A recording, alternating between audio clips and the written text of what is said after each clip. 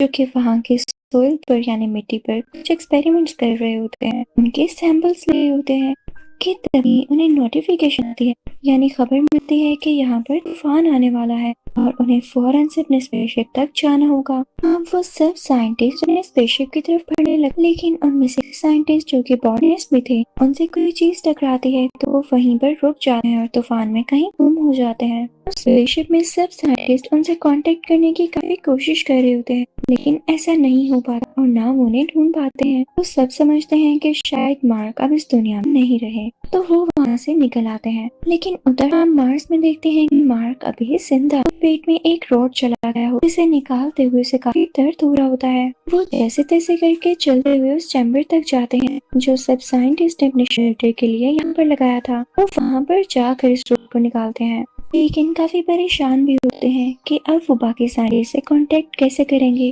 वहाँ यहाँ पर स्पेसशिप है, तो क्या वो सारी जिंदगी मार्स पर ही रहेंगे? और तूफान की वजह से उनके पास कोई वेपन भी नहीं है। वो जानता था कि स्पेस में जो अगला प्रोजेक्ट आएगा यानी जो अगला स्पेसशिप लैंड करेगा वो 4 साल बाद होगा। तो 4 साल का अरसा तो बहुत ज्यादा है, यानी इस टाइम पीरियड में जो उसके पास खाना है वो काफी नहीं है।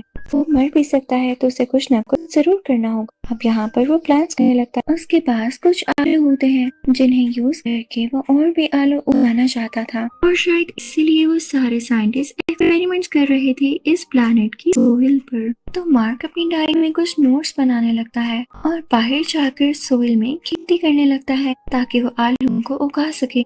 लेकिन यहाँ एक सबसे बड़ा इशू ये था कि मार्स में पानी बहुत कम था, इवन था ही नहीं, बस वही पानी जो साइंटिस्ट अपने साथ लाते हैं।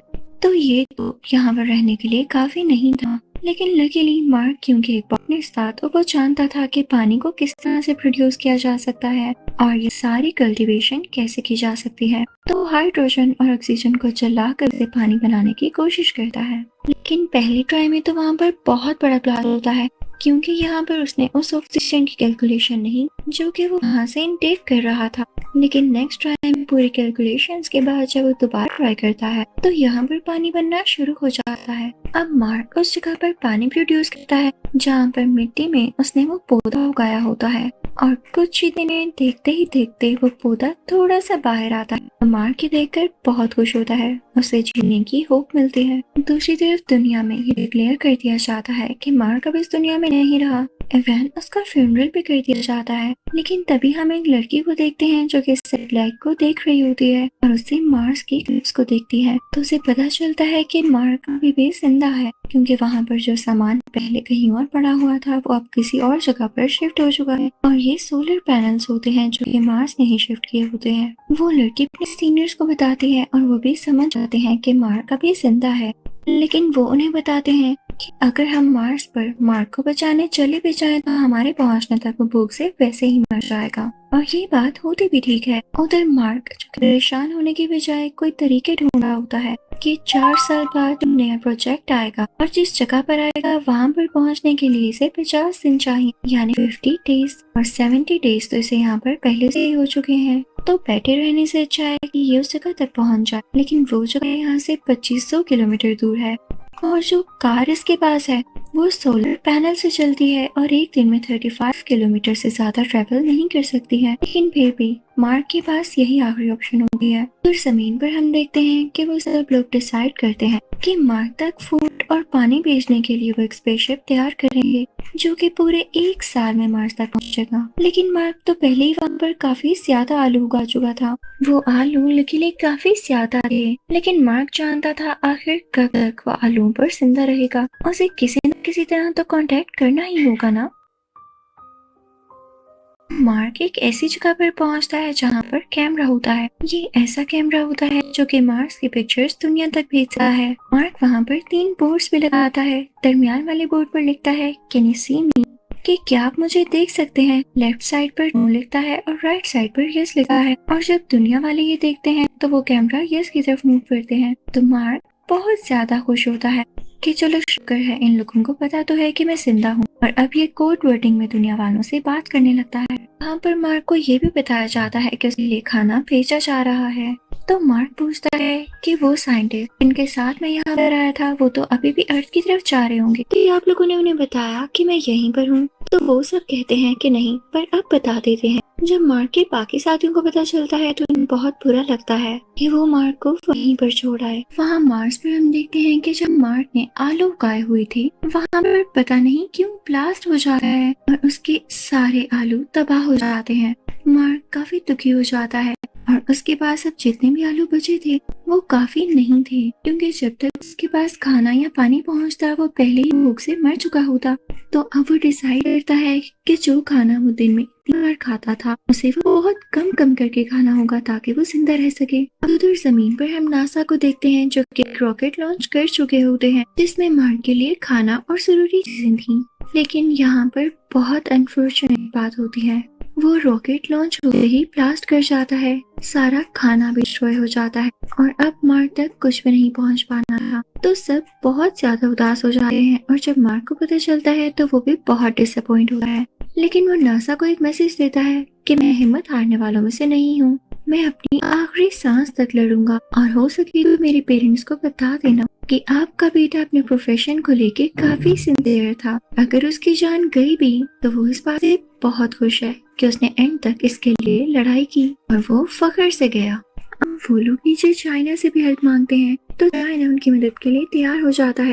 उनका स्पेसशिप जो कि 28 दिन बाद जाने वाला है, वो लोग उसी के जरिए मार्क को रेस्क्यू करेंगे। लेकिन वहाँ पर एक और आदमी होता है जो कि इन्हें एक और आइडिया देता है कि जो स्पेसशिप पहले से ही मार्स से वापस आ रहा है उसे दोबारा मार्स की तरफ कर दिया जाए और मार्क जो मार्स पर पहले से स्पेसशिप मौजूद है उसमें से मार्स के ऑर्बिट तक आए तो बाकी साइंटिस्ट इसे ले लेंगे। लेकिन ये सब बहुत रिस्की था और इसमें बाकी साइंटिस्ट की भी जान को खतरा था और तो और उन्हें ऐसा करने में 19 महीने लग सकते थे, यानी अगर वो मार्क को लेकर वापस जमीन पर आते तो इसलिए नासा इस चीज को मना कर देती है। उधर हम मार्क को देखते हैं जो कि मार्स में बिजी होता है और वो अभी भी हिम्मत नहीं हार रहा होता, वो काफी ज्यादा ब्रेव होता है। जब नासा देखती है कि जो स्पेसशिप जमीन की तरफ वापस आ रहा था वो दोबारा से मार्स की तरफ जा रहा है तो वो काफी हैरान होती है कि हमने तो इस चीज के ऑर्डर्स नहीं दिए। असल बात ये थी कि वही लड़का जिसने ये प्लान एडवाइस किया था उसी ने इन 5 साइंटिस्ट से रिक्वेस्ट की थी कि तुम लोगों को मार्क को जाकर बचाना होगा क्योंकि वो तुम लोगों का टीम मेंबर था और दूसरा अगर हमने कोई तरीका ढूंढा तो उसमें कई साल लग सकते हैं और तुम लोग उस तक विद इन मंथ्स पहुंच सकते हो। तो नासा को बहुत गुस्सा आता है लेकिन चाइना उनको समझाता है कि ये अच्छी बात है। जब मार्क हिम्मत नहीं हार रहा और ये साइंटिस्ट भी अपनी जान की कुर्बानी देते हुए यानी अपनी जान को रिस्क में डालते हुए अपने साथी को बचाने जा रहे हैं तो हम कौन होते हैं कहने वाले। वो उनको फूड भी पहुंचाते हैं और चाइना की हेल्प से ये लोग उसे सक्सेसफुल करने की पूरी कोशिश करते हैं। अब उधर जब मार्क को पता चलता है कि उसके साथी उसे लेने आ रहे हैं लेकिन उनके स्पेसशिप में इतना फ्यूल नहीं है कि वो मार्स के अंदर तक आ सके तो उसे अपना ही स्पेसशिप तैयार करके मार्स की ऑर्बिट तक आना होगा ताकि वो वहां से अपने साथियों को ज्वाइन कर ले। तो अब वो स्पेसशिप को तैयार करने लगता है लेकिन वो इतना भारी होता है कि जब तक मार्क उसके कुछ हिस्से बाहर न फेंक देता वो इतनी बाहर इतनी जल्दी ट्रेवल न कर पाता। मार्क अब ऐसा करने लगता है। अब मार्क उस स्पेसशिप में निकल ही पड़ता है लेकिन उसे काफी सफोकेशन हो रही होती है और वो स्पेसशिप पूरी तरह से ठीक भी नहीं होता तो उसे फ्लाई और हैंडल करने में भी काफी प्रॉब्लम होती है। तो इस वजह से बीच में वो बेहोश हो जाता है और उसका कांटेक्ट भी नहीं होता किसी से। तो सब काफी परेशान हो जाते हैं लेकिन जब कुछ टाइम बाद उसे होश आता है तो सब बहुत खुश होते हैं। जमीन पर भी काफी ज्यादा लोग इस मिशन को लेके काफी वरीड थे और मार्क और बाकी साइंटिस्ट की सेफ्टी के लिए दुआएं कर रहे थे। लेकिन यहाँ एक और प्रॉब्लम हो जाती है। मार्क जिस स्पेसशिप में होता है उसकी स्पीड को कंट्रोल करना उसके बस में नहीं हो रहा होता तो वो परेशान हो जाता है कि उसके साथी उसे कैसे पकड़ेंगे। तो अपने साथियों से कहता है कि परेशान न हो, मैं भी हिम्मत बनाए रखा हूँ और जल्दी मैं इसकी स्पीड को कंट्रोल करके तुम लोगों तक पहुँच जाऊंगा। तो दूसरे साइंटिस्ट अपनी स्पेसशिप का एक हिस्सा गिरा देते हैं जिसके एयर प्रेशर से मार्क की स्पेसशिप की स्पीड कम होती है। तो फाइनली ये लोग मार्क को पकड़ सकते थे। हम स्पेसशिप की फीमेल कमांडर को देखते हैं जो कि एक मूविंग चेयर पर से होती हुई एक रस्सी की मदद से मार्क तक पहुँच रही है लेकिन वो रस्सी यहाँ पर छोटी पड़ जाती है। यहाँ पर मार्क इनसे काफी दूर रह जाता है तो वो इनसे कहता है कि मैं स्पेसशिप में एक होल करूंगा।